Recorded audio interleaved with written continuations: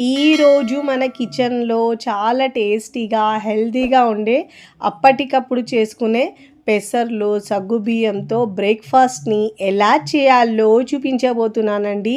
ఈ బ్రేక్ఫాస్ట్కి బియ్యము మినప్పప్పు లేకుండా అప్పటికప్పుడు కేవలం సగ్గుబియ్యం పెసర్లతో చేసుకోవచ్చండి. టేస్ట్ అయితే చాలా చాలా బాగుంటుందండి. చాలా హెల్తీ రెసిపీ కూడా అండి. సగ్గుబియ్యం అయితే ఈ సమ్మర్లో మనకు ఒంటికి చలవ చేస్తుందని ఇలా ఏదో ఒక రకంగా తీసుకోవాలండి. ఈ పెసర్లు అయితే ఫైబర్ ఉంటుంది కాబట్టి అది కూడా హెల్త్కి చాలా మంచిదండి. మరి ఇక ఇలా వేసవిలో ఒంటికి చలవ చేసే బ్రేక్ఫాస్ట్ని పిల్లలకు పెద్దలకు ఇలా చేసి పెట్టండి. చాలా టేస్టీగా ఉంటుందండి.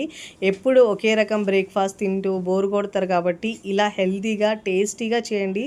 చాలా చాలా టేస్టీగా ఉంటుందండి. మరి ఇక ఏమాత్రం ఆలస్యం చేయకుండా సింపుల్గా అండ్ టేస్టీగా హెల్తీగా ఉండే ఈ పెసర్లతో బ్రేక్ఫాస్ట్ని ఎలా చేయాలో ప్రాసెస్ని ఇప్పుడు చూద్దాం రండి.